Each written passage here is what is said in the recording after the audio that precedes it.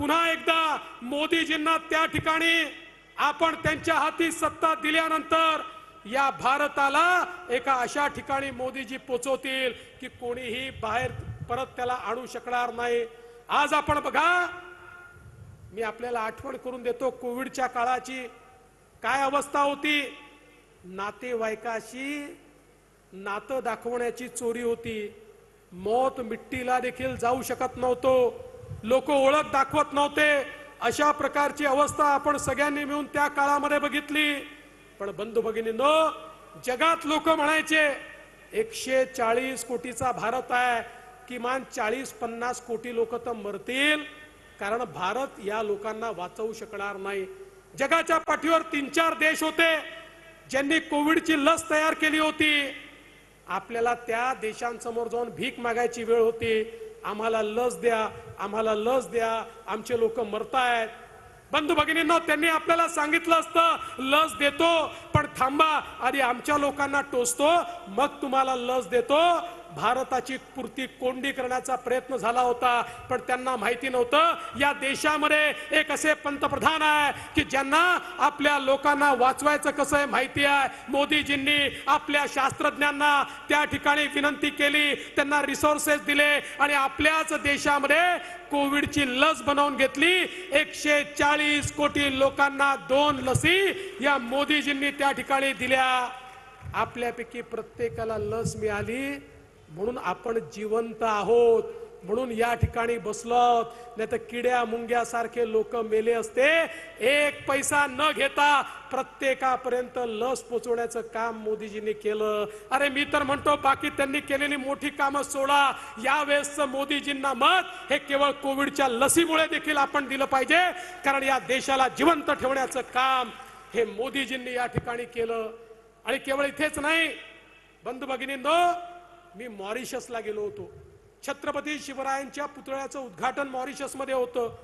मॉरिशसच्या राष्ट्रपतींना भेटायला गेलो, ते राष्ट्रपती म्हणाले की DCM तुम्ही माझा धन्यवाद हा मोदीजींना पोचवा।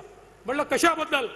म्हणाले जेव्हा कोविडचा प्रकोप सुरू होता त्यावेळी मॉरिशसमध्ये अक्षरशः किड्या मुंग्यासारखे लोक मेले असते, पण मोदीजींनी आम्हाला कोविडची लस दिली म्हणून अख्खं मॉरिशस आज जिवंत आहे।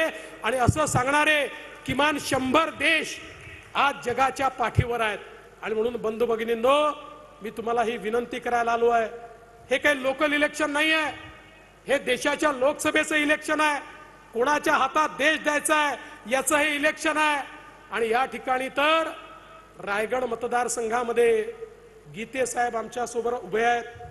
आता गीते साहेब आमच्यावर टीका करतायत, जेव्हा आमची मतं घेऊन निवडून येत होते तेव्हा त्यांना गुदगुल्या व्हायच्या, आणि आता आमच्यावर टीका करतायत। पण गीते साहेब लक्षात ठेवा, या ठिकाणी खरी शिवसेना आमच्या सोबत आहे, कारण हिंद हृदय सम्राट शिवसेना प्रमुख बाळासाहेब ठाकरे यांच्या विचारावर चालणारे आमचे एकनाथराव शिंदेजी हे आता आमच्या सोबत आहेत।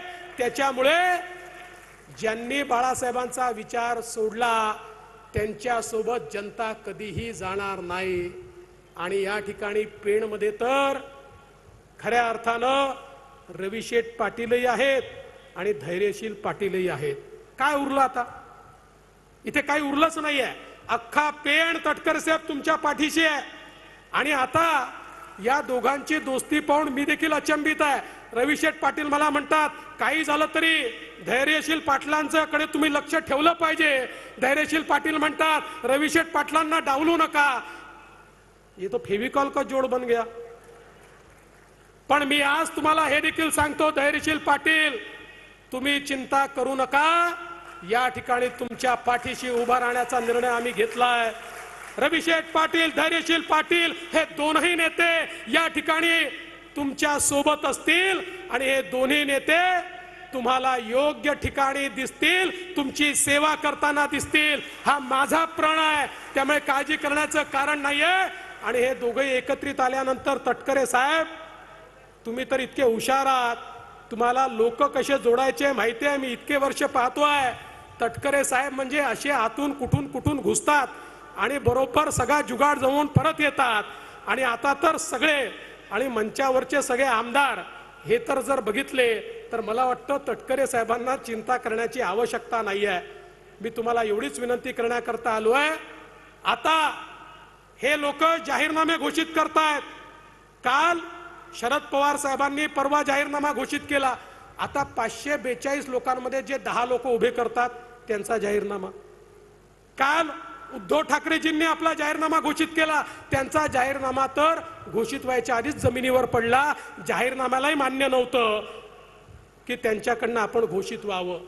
त्यामुळे बंधू भगिनींनो, आता केवळ आणि केवळ या ठिकाणी महायुती आहे. आणि म्हणून आपण ज्यावेळी सुनील तटकरे साहेबांचं घड्याळ दाबाल, तटकरेंना वोट तर मिळेलच, पण वोट थेट मोदीजींना मिळेल. त्यामुळे मोदीजींना पुन्हा प्रधानमंत्री बनवण्याकरता सुनील तटकरेजींना इथनं निवडून द्या एवढीच विनंती करतो आणि माझं बोलणं संपवतो. धन्यवाद.